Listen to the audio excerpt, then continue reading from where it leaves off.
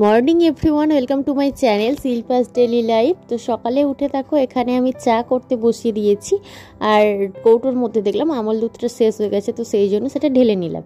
এরপর দেখো এখানে দিয়ে গেছে যারা সন্ন্যাস করেছিল পাড়ার জায়েরা, তারা এখানে দেখো হব্বিষ্যি দিয়ে গেছে, দুটো বাড়ি থেকে দিয়ে গেছে। তো হব্বিষ্যিগুলো কার কার খেতে ভালো লাগে বলো, আমার তো বেশ ভালো লাগে, তোমরা একটু কমেন্ট করে জানিও কার কার খেতে ভালো লাগে। আর এটা তো সবসময় পাওয়াও যায় না, তাই জন্য ভালো লাগে। আর পরে নিজেরা বানালেও না এরকম একটা স্বাদ খুব একটা আসে না আর কি, মানে এই সময় যেরকম একটা স্বাদ পাওয়া যায় আলাদা রকম, সেই স্বাদটা নিজেরা বাড়িতে বানালে পাওয়া যায় না। তারপরে দেখো এখানে চা নিয়ে বসে গেছি, আর মায়ের জন্য চাটা ঢাকা দিয়ে রাখলাম, আর আমি চাটা নিয়ে নিলাম। এখন দেখো বাজে 10:30, আর আমি আজকে গিয়েছিলাম বাজারে, গিয়েছিলাম 9:30টার সময়, আর আস্তে আস্তে 10:30টা বেজে গেল। কারণ কি প্রচন্ড একটু ভিড় হয়েছিল, যেহেতু সামনে ঈদ আছে, সন্ন্যাস টন্যাস আছে, পয়লা বৈশাখ, তো বাজারে আজকে প্রচন্ড ভিড়।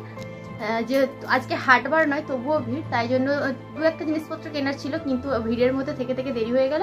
আর আজকে না এখানে আমাদের ঘট পাল্টানো হবে আর কি, যে শীতলা মন্দির আছে, তো সেই জন্য ভাতটা রান্না করা হবে না, আর তো শুকনো খাবার খাওয়া হবে। তো ছোলাটা আমি সকালবেলা ভিজিয়ে রেখে গেছিলাম, ছোলার ডালটা, তো ছোলার ডাল হবে, আর ভাবছি একটু পরোটা করব।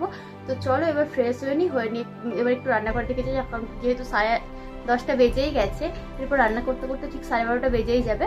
তো ভাবছি দুপুরবেলা তাড়াতাড়ি খাওয়া দাওয়া করে একটু ঘুমিয়ে পড়তে পারবো অনেকক্ষণের জন্য। কারণ কি এখন কলেজ ছুটি থাকলে কি হবে, কালকেও একটু দরকারে বেরিয়েছিলাম, তো দুপুরে ঘুমানো হয়নি, তাই ভাবছি ঘুমিয়ে পড়বো। আর আজকে ঘুম থেকে উঠেছি একটু দেরি করেই। তো চলো কাজগুলো করে নিই। পরে দেখো আবারও চলে এসেছি রান্নাঘরে, আর ছোলার ডালটা আমি আগে থেকেই ভিজিয়ে রেখে দিয়েছিলাম। আর এই ছোলার ডাল না 2 প্যাকেট ছোলার ডাল আমার ননদ নিয়ে এসেছিল, তো ওদের ওখানে ছোলার ডালটা বেশ পাওয়া যায়, আর রেশনে আর কি ছোলার ডালটা দেয়। আর হচ্ছে দিদি আরে খুব একটা ছোলার ডাল খায় না, তো সেই জন্য নিয়ে চলে এসেছে, সেটাই আমি এখন প্রেশার কুকারে বসিয়ে দিলাম। তো এটা সেদ্ধ হতে থাক, আর অন্যদিকে আমি ময়দাটা মাখিয়ে রেখি, পরোটা করবো আজকে, সেই জন্য। তো চলো এটা হতে থাকুক, আর আমি আমার বাকি কাজগুলো করে নিই।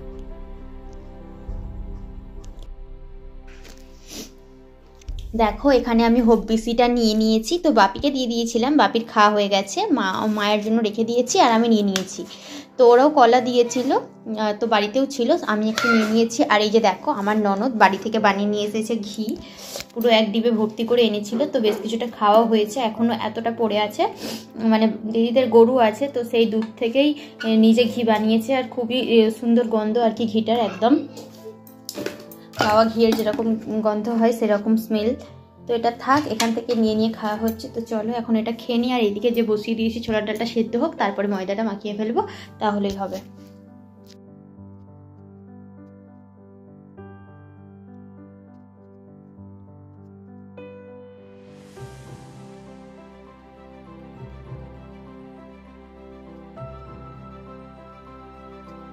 সকালবেলা দেখো আমি চলে এসেছি ছাদে, জামা কাপড়গুলো অনেকগুলো আজকে কেচে দিয়েছিলাম, যেহেতু এখন আমার কলেজ ছুটি আছে, বাড়িতে কাজকর্ম করার একটু করে সময় পাচ্ছি, আর শরীরটাও অসুস্থ ছিল, এখন একটু শরীরটা ঠিক হয়ে গেছে।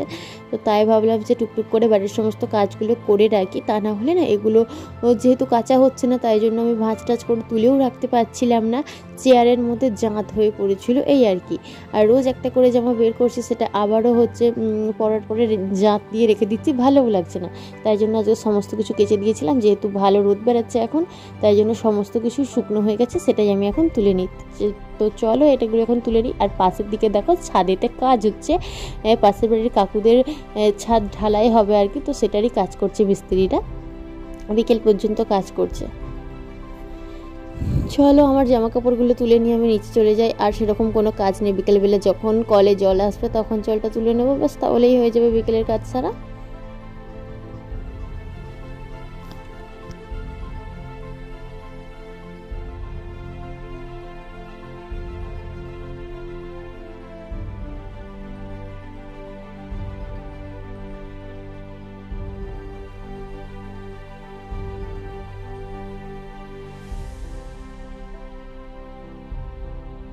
দেখো চৈত্র মাসে যে সংসেজে বেরোয় না, সেই রকমই বাচ্চাগুলো সংসেজে বেরিয়ে গিয়েছিলো। তো চাল আলু আর পয়সা আগে থেকে রেডি করে রেখেছিলাম, ওদের আওয়াজ পেয়ে যে যখন পাশের বাড়িতে ছিল, তো সেটাই এখন আমি ওদেরকে দিয়ে দিয়েছিলাম।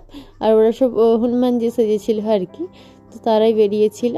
আর তারপরে সন্ধ্যাবেলা চা করে পাপিকে দিয়ে দিয়েছি। আর আমার একটু পেটটা ভার ভার লাগছিল, ভাবলাম চা খাবো না, এদিকে না শশা ছিল তাই ভাবলাম একটু শশা খাই, আর বিট লবণ মাখিয়ে শশাটা খাচ্ছি, বেশ খেতে ভালো লাগছে। রাত্রিতে দেখো এখানে আমি বানিয়ে নিয়েছি এই পুতুলটা। তো পুতুলটা কেমন হয়েছে অবশ্যই আমাকে একটু কমেন্ট করে জানিও। কালকে কিছুটা বানিয়েছিলাম আর আজকে কিছুটা বানালাম।